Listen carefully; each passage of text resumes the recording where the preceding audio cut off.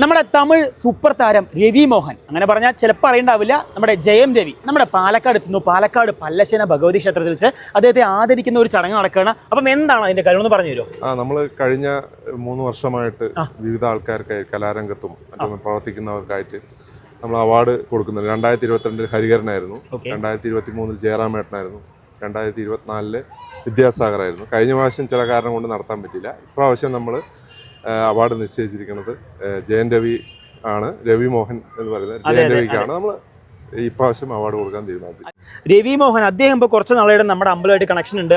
അദ്ദേഹം വന്നു പോകുന്നുണ്ട്. അങ്ങനത്തെ വീഡിയോസ് ഒക്കെ നമ്മൾ അമ്പലത്തിന്റെ പേജിലൂടെ കണ്ടിരുന്നു. അപ്പൊ അതിനെ കുറിച്ച് കൂടെ പറഞ്ഞു തരുമോ? അത് അദ്ദേഹം നവംബറിൽ പാലക്കാട് വന്ന സമയത്ത് അദ്ദേഹം ആവശ്യപ്പെട്ടത് ഒരൊറ്റ ക്ഷേത്രത്തിൽ പോകാൻ, ഒരു ക്ഷേത്രത്തിൽ പോയി.